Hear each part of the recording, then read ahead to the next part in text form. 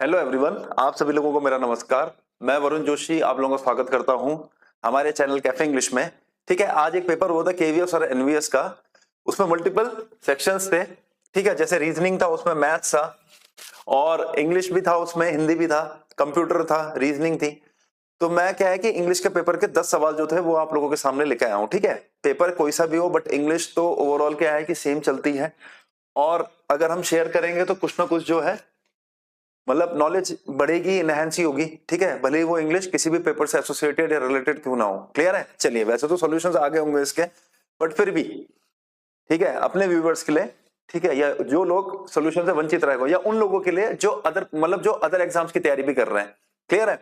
तो इसमें क्या है कि ओवरऑल अगर पेपर की बात करी जाए तो मैथ्स का पेपर वाज क्वाइट टफ। ठीक है, नॉर्मल सवाल भी जो थे बहुत कैलकुलेटिव थे। मैथ्स मतलब 2 घंटे के हिसाब से थोड़ा टफ दे रखी तीन लोगों ने। ठीक है, और जिस हिसाब से सेक्शंस थे कि कंप्यूटर भी है, रीजनिंग हो गई, कंप्यूटर हो गया और इंग्लिश हो गई और हिंदी हो गया, आसान सेक्शंस थे। और जहां तक जनरल उसकी बात करूं, मैं जनरल नॉलेज या जनरल एप्टीट्यूड की मैं बात करूं अगर, तो करंट अफेयर्स मतलब स्टैटिक जीके जो था काफी था, करंट अफेयर्स काफी आ रखा था। ठीक है, चलो तो देखो अब शुरू करते हैं इसमें। ठीक है, तो क्या है 10 सवाल हैं, फटाफट से डिस्कस करते हैं इन्हें। क्लियर है?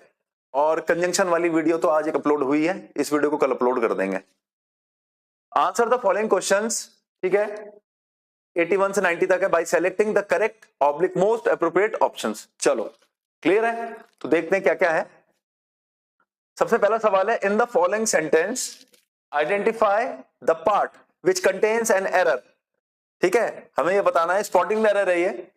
I think I met you at the grocer's shop, isn't it. तो क्वेश्चन टैग पे है बेसिकली ये सवाल, है ना, क्वेश्चन टैग पे कह सकते हो। चलो बात करते हैं सवाल पे। देखो अब क्लियर है, क्वेश्चन टैग वाला जो सेक्शन है इसको देखने के बाद मुझे लगता है ऐसा कि मैं करवाऊंगा आप लोगों को। ठीक है, बहुत आसान टॉपिक है, एक ही वीडियो में उसको कवर करने की कोशिश करेंगे। चलो देखो, आई थिंक मुझे ऐसा लगता है कि आई मेट यू, कि मैं तुमसे कहां मिला था। ठीक है, एक मिनट है थिकनेस थोड़ी सी बढ़ा देते हैं इसकी। ठीक है, इतना चलेगा। I think I met you at the grocer shop, isn't it. Clear है, I think I met you. अब आपको एक चीज समझनी है, देखो क्वेश्चन टैग बेसिकली क्या होता है कि जिस टेंस का हमारा सेंटेंस चल रहा हो उसी टेंस में हम लोग अपना क्या करते हैं, क्वेश्चन टैग बनाते हैं। क्वेश्चन टैग बनाने के लिए हम लोग इस्तेमाल करते हैं एक हेल्पिंग वर्ब का और प्रोनाउन का। ठीक है, ये चीज आपको ध्यान में रखनी है। ठीक है, क्लियर है? बाकी अभी मैं बता दूंगा। तो इसमें क्या है कि क्वेश्चन टैग बनाने के लिए हमें हेल्पिंग वर्ब चाहिए होती है जो उसी टेंस से एसोसिएटेड हो और किस प्रोनाउन के बारे में बात करी जा रही है। Ram is in the class, जैसे मैं बोलूं Ram is in the class. ठीक है, तो पॉजिटिव स्टेटमेंट जब होता है तो उसका क्वेश्चन टैग नेगेटिव बनता है। ठीक है, देखो इस समय क्या है, इंग्लिश है तो अपवाद एक्सेप्शंस भी होते हैं। क्लियर है, इसलिए मैं ज्यादा डिटेल में बताऊं। अभी क्या है, मैं बेसिक आइडिया आपको दे रहा हूं कि क्वेश्चन टैग में क्या होता है कि अगर पॉजिटिव स्टेटमेंट है तो उसका क्वेश्चन टैग नेगेटिव बनता है। Ram is in the class, Ram class में है, तो इसका जो क्वेश्चन टैग बनेगा वो क्या बनेगा। मैंने कहा इसके लिए हेल्पिंग वर्ब चाहिए होती है। Helping verb, Ram is in the class में हेल्पिंग वर्ब क्या है, इज, है ना, तो इजंट। और मैंने बोला अब इसमें प्रोनाउन का इस्तेमाल हम करते हैं, नाउन का नहीं। तो राम हमारे लिए थर्ड पर्सन है, ना आप राम हो ना मैं, तो क्या आ जाएगा, इजंट ही। तो Ram is in the class का जो क्वेश्चन टैग बनेगा क्या बनेगा, इजंट ही। ठीक है, इतना ध्यान रखना बस अभी। अब इसमें देखो, I think I met you at the grocer shop. ठीक है, अब ये बात कर रहा है कि मुझे ऐसा लगता है कि मैं तुमसे मिला था। तो यहाँ पे जो कौन से पार्ट में गलती है, हमारे डी वाले पार्ट में हमारी गलती है यहाँ पे। ठीक है, बेसिकली ये ऐसा होना चाहिए, didn't I. I think I met you at the grocer shop, didn't I. Positive वाक्य है ना, तो डिडंट आई। अब कहो डिड क्यों लगाया, क्योंकि देखो यहाँ क्या है, मेट, और मेट क्या है, पास्ट टेंस है। क्लियर है, तो वर्ब की सेकंड फॉर्म है, मीट का सेकंड फॉर्म है मेट। इसका मतलब क्या हुआ कि हमारा सेंटेंस किस में है, पास्ट टेंस में है। तो पास्ट टेंस में हमारे पास हेल्पिंग वर्ब क्या होती है, डिड। क्लियर है, ये मैं थोड़ा डिटेल में आपको समझाऊंगा, फिलहाल बस बेसिक आइडिया देने के लिए। मतलब हमें पता होना चाहिए ना कि आंसर क्या है और बाकी ऑप्शंस हमारे आंसर क्यों नहीं है। ठीक है, अगला, rearrange the parts in correct order to make a meaningful sentence. He sped away without leaving a trace when I asked a stranger who he was. Clear है? अब देखो बेसिकली क्या है कि सेंटेंस फॉर्मेशन पे भी मैं एक सेशन आप लोगों का जरूर लूंगा। ठीक है, थोड़ा सा क्या है, वैसे तो ये रीडिंग हैबिट पे बेस्ड होता है, पर क्या है इसमें कि मैं एक बेसिक आइडिया आप लोगों को प्रोवाइड कर दूंगा जिससे आप लोग आराम से कर पाओगे। अब देखो, जैसे मान लो ये स्टेटमेंट मैंने पढ़ा, ऑप्शन तो हो ही जाएगा, ऑप्शन से तो कर ही देंगे आराम से। अब देखो, अब मैंने देखा when I asked the stranger who he was, मेरे को एक चीज समझ में आई जब मैंने ए और बी पढ़ा, he spread away without leaving a trace. इसका मतलब क्या हुआ, तुमने कोई देखा गली मोहल्ले में कोई स्ट्रेंजर को घूमता है और तुमने उससे पूछा हाँ भाई कौन है, अपनी आइडेंटिटी बता क्या है, ठीक है ना, और इतने में क्या वो एकदम से रफू चक्कर हो गया, वो पलक झपकते ही, तो he spread away without leaving a trace, मतलब कोई सुराग या कोई अपना वो नहीं छोड़ा उसने अपने, ठीक है, कोई सुराग नहीं छोड़ा अपने पीछे, तो he spread away without leaving a trace. मैं देखूंगा ए और बी का कॉम्बिनेशन बन रहा है, ए और बी का, ठीक है, और क्या होगा, आना इससे लास्ट में ही है, ठीक है, he spread away without leaving a trace, ठीक है, तो ए और बी का कॉम्बिनेशन मैंने देखा, यहां पे है, यहां पे है, यहां पे, यहां पे है, ठीक है। अब देखो सी से वाक्य की शुरुआत करेंगे, when I asked a stranger, ठीक है, who he was, he spread away without leaving a trace. Low first वाला हो जाएगा इसका आंसर। अब हु ही वाज से तो हम शुरू ही नहीं कर सकते, ये तो सेंटेंस क्या है, हमें एक प्रॉपर ग्रामेटिकल स्ट्रक्चर फॉलो करना होता है सेंटेंस की फॉर्मेशन के लिए, ठीक है, तो ये चीज ऐसे समझनी है। तो कई बार क्या है कि अगर पेयर ढूंढ लोगे अगर कि हाँ ये है और इसका कॉम्प्लीमेंट्री पेयर ये है सेंटेंस रीअरेंजमेंट में, तो आराम से ऑप्शन के थ्रू भी कर सकते हो। पॉसिबिलिटी हो सकती थी कि ए और बी का जो है आगे पीछे का जो कॉम्बिनेशन है वो सिर्फ एक ही ऑप्शन में बन रहा हो, है ना, इससे क्या है कि चीजें आसान रहती हैं, इससे क्या होगा कि मुझे चारों ऑप्शन नहीं देखने पड़ेंगे, और अगर रीडिंग हैबिट अच्छी तो वैसे ही बन जाएगा, when I asked the stranger who he was, he spread away without leaving a trace. चलो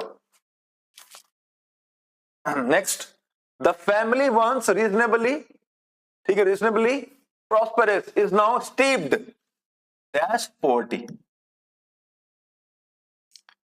ठीक है, देखो the family once reasonably prosperous is now steeped dash poverty, steeped of, steeped with, steeped from, ठीक है, सारे ठीक है, इसमें क्या आ जाएगा, steeped in। फिक्स प्रोपोजिशन जो होता है हमारे पास प्रीपोजिशन का मैं आपको बताऊंगा, जैसे ठीक है, जैसे एट हो गया, इन हो गया, ये बहुत अच्छा टॉपिक है और बहुत वास्ट टॉपिक है, प्रीपोजिशन इज मतलब क्वाइट टफ टॉपिक, ठीक है। तो देखो the family once reasonably prosperous is now steeped in, steeped in का मतलब क्या हुआ, इसको ऐसे मानो immersed in, IMMERSED, immersed in का मतलब क्या हुआ, डूबा हुआ है।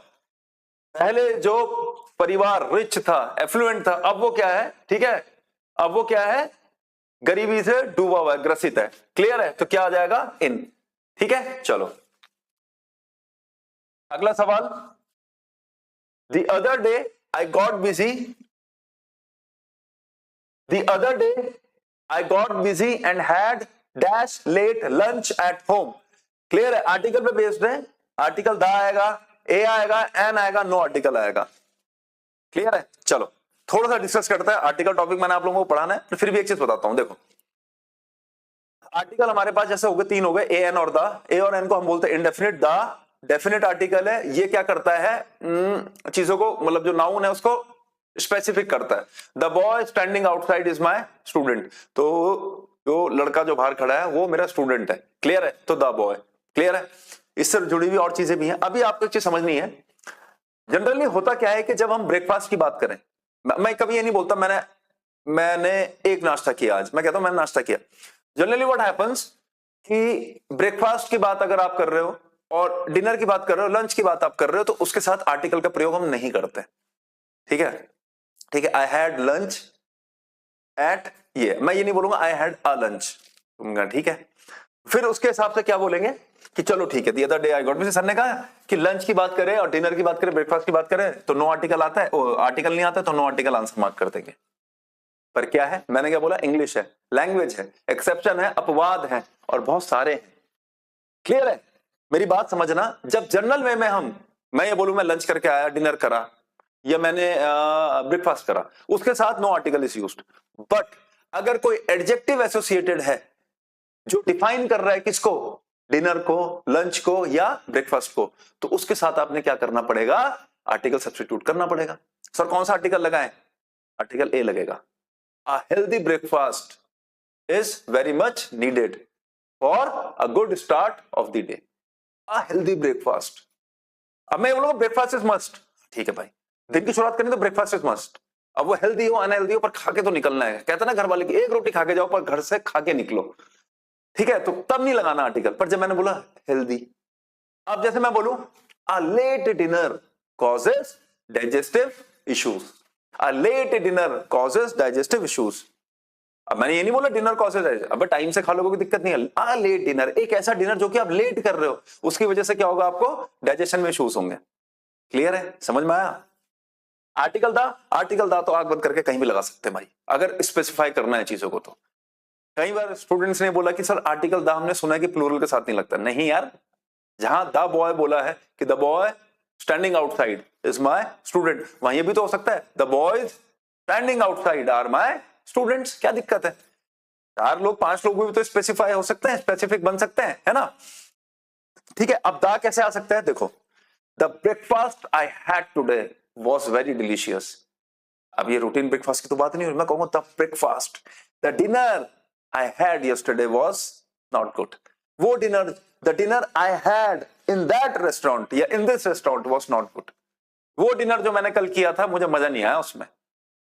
क्लियर है? तो आई होप ये कॉन्सेप्ट समझ में आया होगा। तो इसमें जो आंसर हो जाएगा वो क्या हो जाएगा, मैं देख रहा हूं, the other day I got busy and had a late lunch at home. I hope समझ में आया होगा। ठीक है, अगर यहां पे ये लेट वर्ड ना होता तब नो आर्टिकल आता। तो हमने करना क्या है, चलो यहीं पे देख लेते हैं। हाँ, use the word nearest in meaning to the given word. Destitution, vagrancy, poverty, prosperity, hunger. आपको चीज समझ नहीं है, डेस्टिट्यूशन का मतलब होता है, जैसे एक वर्ड होता है सॉलिट्यूड, अकेलापन, है ना? ठीक है, सॉलिट्यूड। अब देखो, वैसे ही एक हमारे पास एक वर्ड होता है डेस्टिट्यूट। डेस्टिट्यूट वो आदमी होता है जिसका कोई प्रॉपर जॉब, घर, ठिकाना नहीं होता। जैसे खाना बदोश टाइप के होते हैं ना, जिनका कोई प्रॉपर ऑक्यूपेशन नहीं है, फूड नहीं है, उस पर मनी नहीं है, चोरी चकारी करके कर रहा है, भीख मांग के अपना काम चला रहा है, कहीं भी फुटपाथ पे सो जा रहा है, कहीं भी सो जा रहा है, खंडर वगैरह में। क्लियर है? तो डेस्टिट्यूशन वो हुआ। अब ये क्या लिख रहा है, choose the word nearest meaning to the given word, poverty इसका आंसर हो जाएगा। वैग्रेंसी का मतलब भी क्या होता है, विदाउट फूड और मनी। क्लियर है? जो आदमी एक जगह पे टिका नहीं है। ठीक है, जो आदमी एक जगह पे, वैग्रेंसी का मतलब क्या हुआ कि वो आदमी जिसपे खाना नहीं है और मनी नहीं है, बस वो एक जगह टिकता नहीं।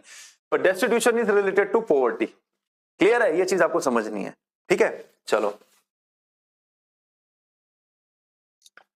अगला क्या है। ओके यार, ये एक्टिव पैसिव का सवाल है। ठीक है, ये तो खैर मैंने करा ही रखा है। क्लियर है? एक्टिव पैसिव की वीडियो आप देखोगे तो, who taught you English at the college level. ठीक है, थोड़ा स्कैन इस तरीके से हो रखा है, who taught you English at the college level. अब ये प्रश्नवाचक वाक्य है, हु टॉट। क्लियर है? इसका मतलब क्या होगा कि सेंटेंस एक्टिव में इसको पैसिव में बदलना है ना? कैसे पता? क्योंकि हमें पता है कि जब पैसिव में हमें वाक्य बनाना होता है, क्लियर है, तो हम इज एम आर के साथ वर्ब की थर्ड फॉर्म लगाते हैं, वॉज वर्ब के साथ वर्ब की थर्ड फॉर्म लगाते हैं, है ना? इस तरीके से है, आप वीडियोस देखना। क्लियर है? चलो, तो who taught you English at the college level, इसका जो उत्तर हो जाएगा वो क्या हो जाएगा, बाय हूम। ठीक है ना? By whom were you taught English at the college level? English was taught to you by whom नहीं बनेगा, ये गलत है स्ट्रक्चर। who had been तो आ ही नहीं सकता। at the college level by whom were you कुछ नहीं। WH वर्ड से हम प्रश्नवाचक वाक्य की शुरुआत करेंगे। क्लियर है? इसका एक उत्तर और हो सकता था, who were you taught English at the college level by। समझ में आया? ये प्रेपोजिशन जो लगा है by, who से पहले, तो इसने क्या करा कि प्रेपोजिशन के साथ हम लोग ऑब्जेक्टिव केस का प्रोनाउन का इस्तेमाल हम करते हैं। क्लियर है? ठीक है, जैसे मैं बोलूंगा गिव इट टू मी, मैं ये नहीं बोलूंगा give it to I, to me, मैं रिसीव कर रहा हूं कुछ, मेरे साथ प्रेपोजिशन लगा है टू, तो आई किस में कन्वर्ट हो गया, मी। क्लियर है? ये चीज समझनी है। उसी तरीके से अगर इस बाय को मैं लास्ट में शिफ्ट कर दूंगा तो ये हो जाएगा who were you taught English at the college level by.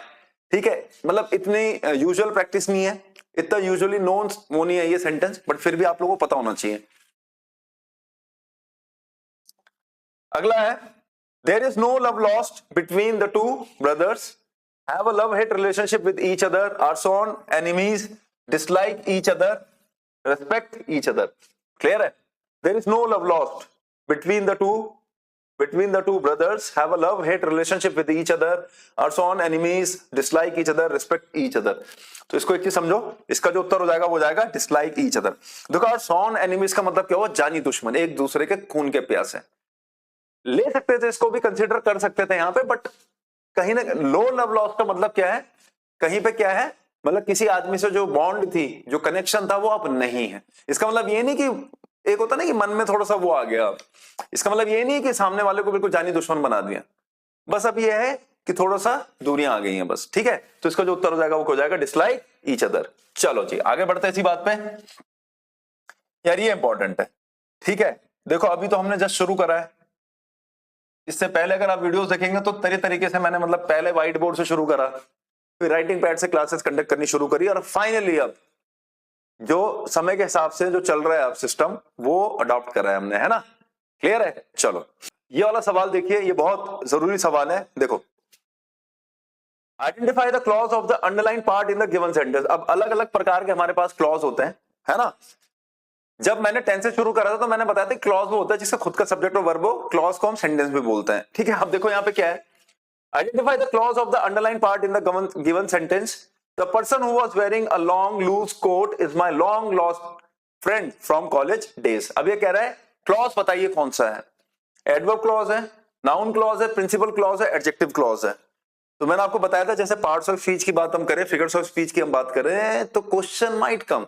अब आया भी इस पेपर में, वो पूछ सकता है कि ये बताइए क्या है। क्लियर है।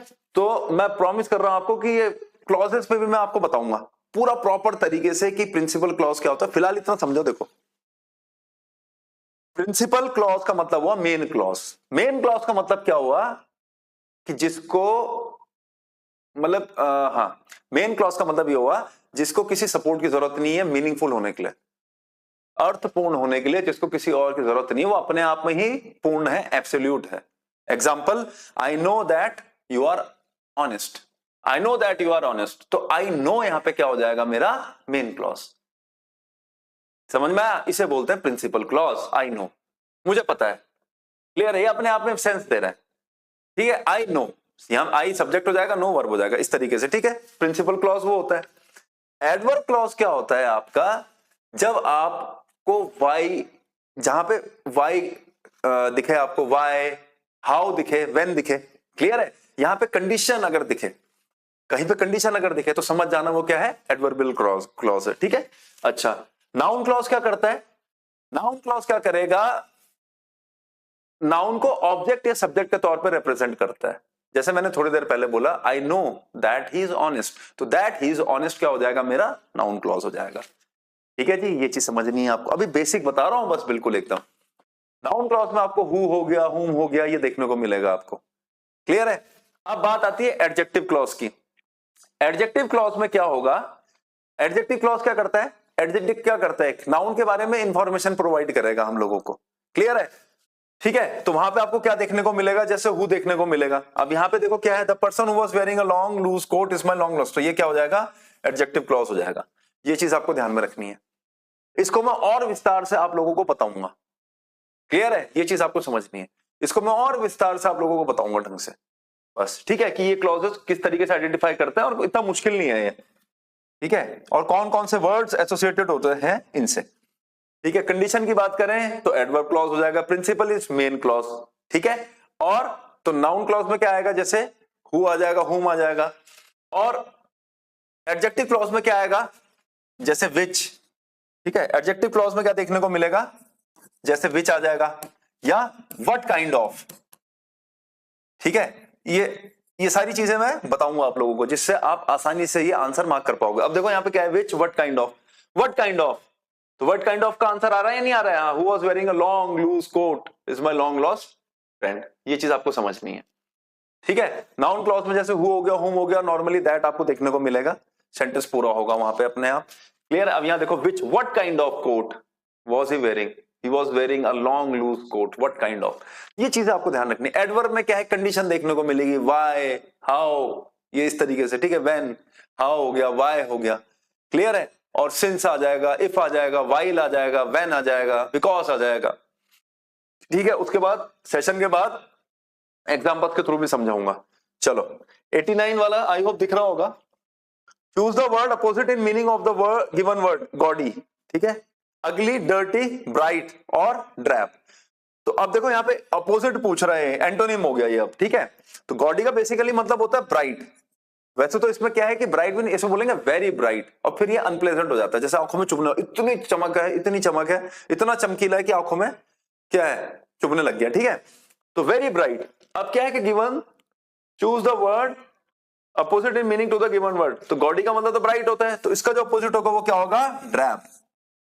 ठीक है, ड्रैप। अगली नहीं, डर्टी नहीं, ड्रैप। ड्रैप का मतलब क्या हुआ, जैसे हम कहते हैं ना कि मतलब अनअट्रैक्टिव सा है, ठीक है, ज्यादा डल है, डल ग्लूमी सा है, डल है, ज्यादा शाइनी नहीं है, ज्यादा ब्राइट नहीं है, डल है, ठीक है, तो ड्रैप हो जाएगा इसका आंसर। चलो इसी बात पे लास्ट देखते हैं। इन the given sentence choose the option which correctly identifies the part of speech of the underline word. Clear है, पार्ट्स ऑफ स्पीच बताना है, नाउन है, प्रोनाउन है, एडजेक्टिव है, एडवर्ब क्या है। इन the given sentence choose the option which correctly identifies the part of speech of the underlined word. The needs of an ascetic are few and far between. अब देखो क्या लिख रहा है, needs बताना है, ये है क्या। अब आपको ये समझ नहीं है, needs, नीड क्या है, हमारा वर्ब की तरह भी काम करता है और नाउन की तरह भी काम करता है ना। ठीक है, जैसे आई नीड योर सपोर्ट, ठीक है ना, for the growth of my channel, तो आई नीड योर सपोर्ट, मुझे जरूरत है तुम्हारे सपोर्ट की, तो यहां पे नीड क्या है, वर्ब है, ठीक है ना। अब तुम बोलोगे no sir you don't teach well so we will not be able to fulfil your need, इसलिए हम आपकी जरूरत को पूरा नहीं कर पाएंगे क्योंकि आप ठीक नहीं पढ़ाते हो। योर नीड, क्लियर है, तो योर नीड, तो यहां पे नीड क्या हो जाएगा मेरा, क्या, नाउन। तो यहां देखो, अब दूसरी चीज, हम आर्टिकल का इस्तेमाल किसके साथ करते हैं, आर्टिकल का इस्तेमाल ही नाउन के लिए करते हैं हम लोग, तो यहां पता लग जाएगा द नीड्स, जरूरतों की बात कर रहे हैं, तो ये क्या हो जाएगा इसका उत्तर, नाउन। ठीक है, तो चलिए ये 10 सवाल थे, आई होप थोड़ा देखो, हम किसी भी पेपर की क्यों ना तैयारी कर रहे हो, बट अगर इंग्लिश आई है और हमें पता है कि इस तरीके के क्वेश्चंस हमारे सिलेबस में मेंशन है, नहीं भी होंगे तो कोई दिक्कत नहीं है, कहीं ना कहीं तो क्या है कि पढ़ाई काम आनी ही है। क्लियर है, तो बहुत देर से मेरे दिमाग में आइडिया स्ट्राइक करा, तो अब से क्या है कि एनडीए का पेपर हो, सीडीएस का पेपर हो, कोई भी पेपर, एसएससी वगैरह का जो भी मेरे को कहीं मिलेगा, क्लियर है, तो उसको मतलब क्या है, सोल्यूशन में जरूर प्रोवाइड करूंगा आप लोगों को। क्लियर है, ठीक है, इसमें भी हमें क्या है कि कुछ चीजें आपको आती होंगी तो बहुत बढ़िया है, नहीं तो कुछ चीजें नहीं तो हमें फिर भी सीखने को मिली। तो चलिए ठीक है, जल्दी मिलेंगे अपने नए सेशन के साथ, हमारे चैनल से जुड़े रहिए, बहुत बहुत धन्यवाद।